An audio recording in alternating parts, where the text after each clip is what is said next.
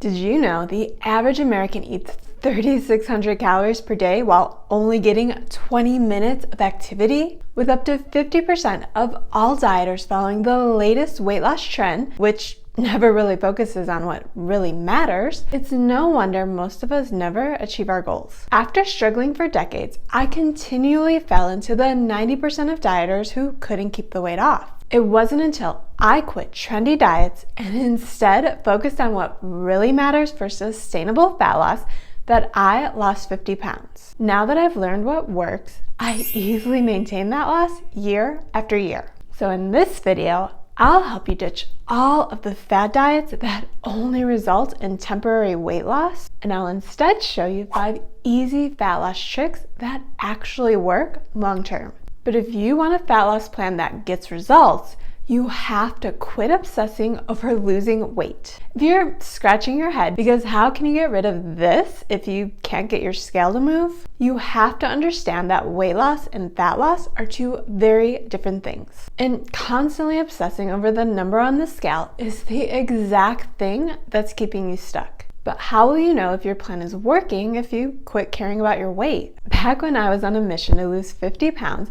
I was fed up with all of the diet gurus telling me which foods were safe and which foods I had to avoid at all costs. Because I got to this place where there were only 5 foods that my body didn't react to that were also diet friendly. So yes, I was skinnier than I'd ever been, but I was also miserable. All of the stress these extreme diets caused led to a ton of health problems, followed by 50 pounds of regained weight. Even though I was back to my heaviest pre-pregnancy weight, I no longer had the energy to diet it back off. That's when I said, screw it, I'm eating bread. But not just bread, since I also added foods that were previously off limits like potatoes and apples. Plus, I regularly indulged in huge bowls of popcorn and I enjoyed dessert every night. So how did I go from gaining weight with an extremely strict diet to losing 50 pounds while eating anything I wanted? Instead of rushing the process to lose weight as quickly as I could, I set up a more sustainable plan where I'd only lose half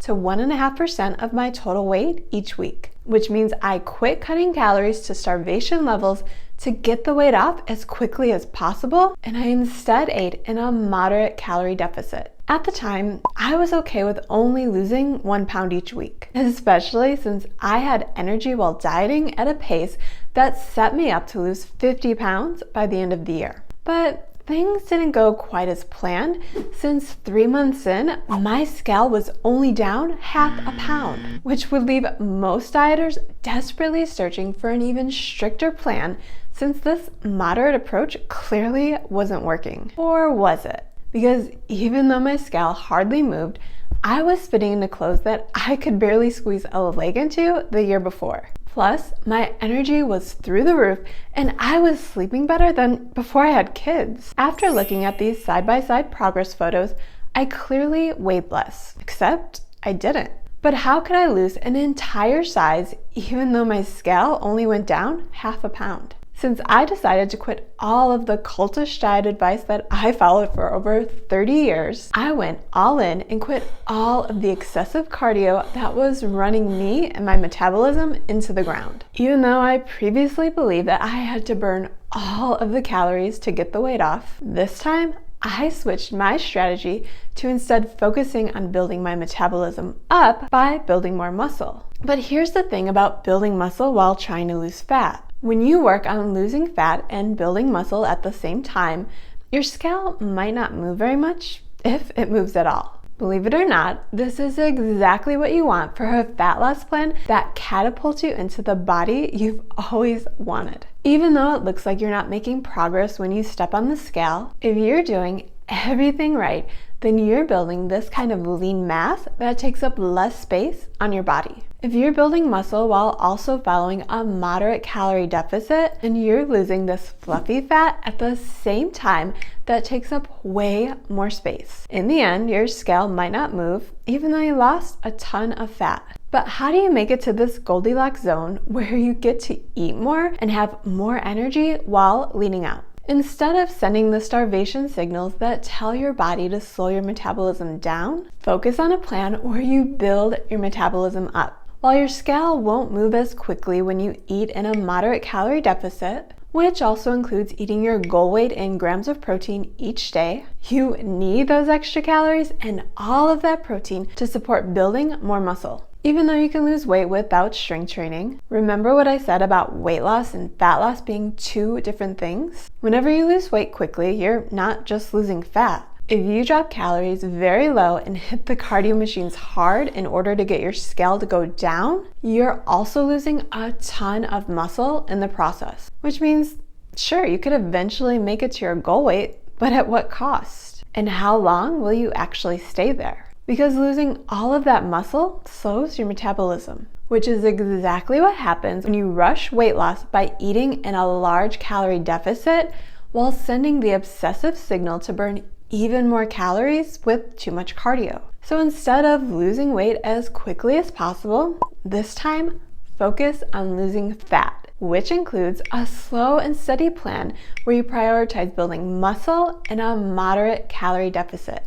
So now that you have permission to eat more, which diet should you follow? Probably carnivore, because a carnivore diet is filled with meat, which has a ton of protein, and I need more protein to build muscle, right? Yes, carnivore is high in protein, but it is also a diet that will make you hate your life. And why do you want to hate your life? Even though I was the queen of following overly restrictive diets in order to drop weight as quickly as possible, the weight I lost never stayed off for long. That's because once my diet was no longer sustainable, I went straight back to my old habits. After regaining 50 pounds, even while following strict diet rules, this time around, I decided that I just wanted to eat more of what I wanted. If I lost weight, cool. If I had to live the rest of my life out in moo-moos, that was cool too. Because continuing with the strict diets that destroyed my stress hormones was no longer an option. Even though I thought I was okay with binge eating ice cream while watching The Housewives, deep down, I still wanted to slip back into my favorite pair of jeans. But I was no longer willing to cut out all of my favorite foods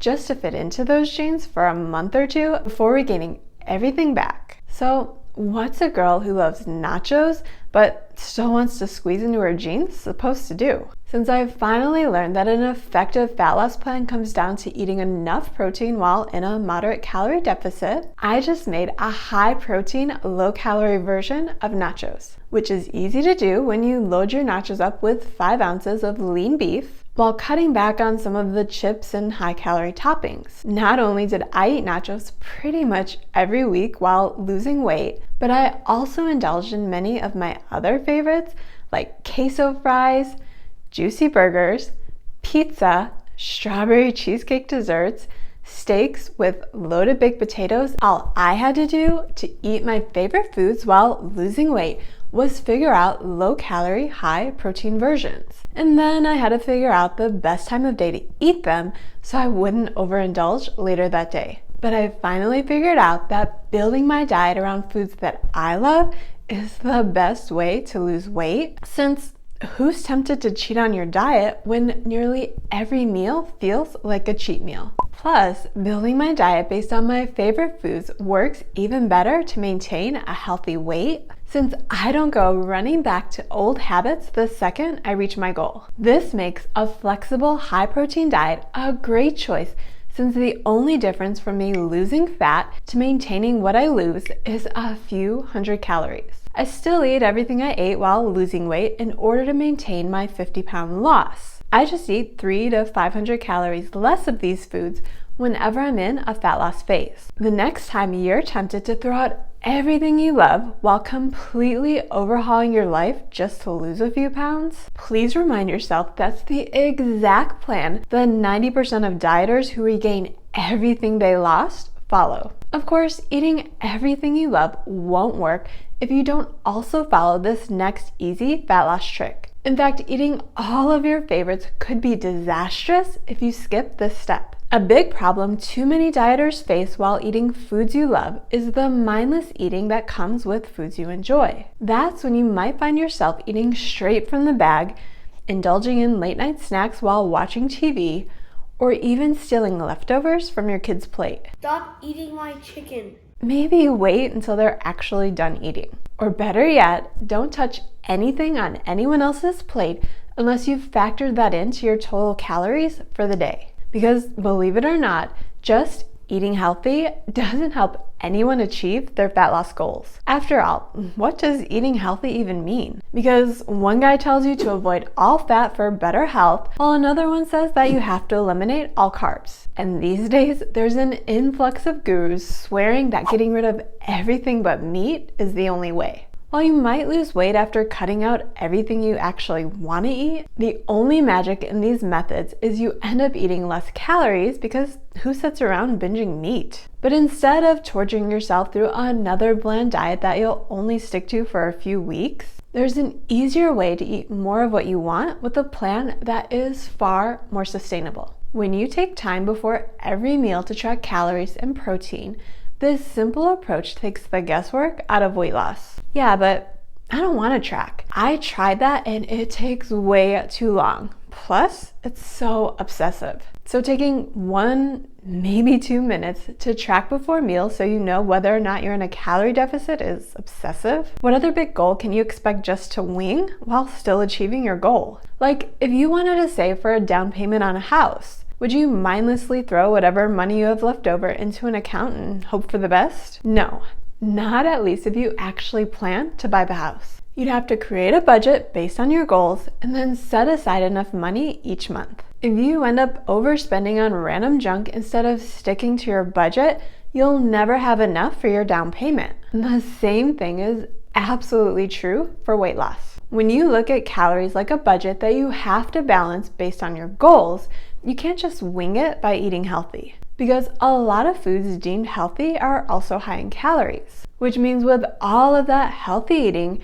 you can easily eat yourself into weighing more than when you started. So while you can eat most of the foods you love while still losing weight, the trick to this kind of dream diet is to track those foods to make sure that you remain in a moderate calorie deficit. While I don't suggest only eating foods you love, since that won't work either, make sure you're eating plenty of real foods that are also high in protein, with a few of your favorites sprinkled in. But if you piece together the first 4 tricks to form a fat loss plan that actually works, it might seem like it'll take forever to reach your goal. And who wants to wait a year or more to get results that you can accomplish in a few months like these other diets promise? But here's the thing about quick weight loss plans. The faster these plans promise that you'll lose weight, the longer it takes. Even though the latest trendy plan seems easy enough those first few weeks, most people don't stick to strict diets longer than a few months at most. Then you fall off track, binge on everything you missed out on,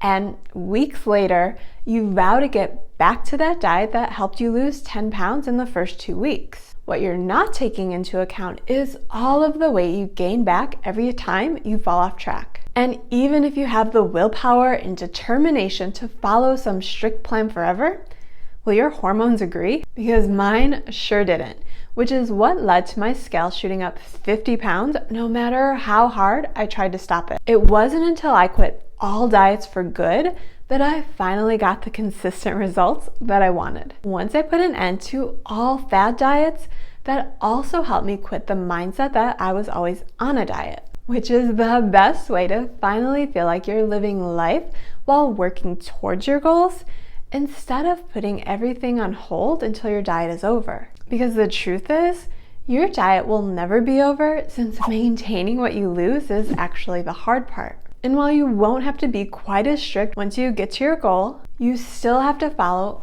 all of the same habits that helped you lose weight if you want to keep it off. But that doesn't mean saying no to every dinner out or skipping holiday parties, even though it seems like most social events are set up to sabotage your results. You have to quit putting your life on hold until your diet is over. Not only is isolating yourself until your diet is over not good for your mental health, but you're also not allowing yourself the chance to practice your new habits in the real world, which is where we all have to live. That's a big reason that following strict fad diets isn't a good idea. Because how many parties will you go to where you'll have the willpower to just pick at the vegetables, even though that tray of brownies won't stop screaming your name. And when you finally give in, it's not like you'll just have one brownie. Once you get a taste, the host better hope that no one else wants one because you've already shoved all of the brownies in. Because who knows the next time that you'll allow yourself a treat. It's this all or nothing mentality that strict diets promote that's keeping you stuck.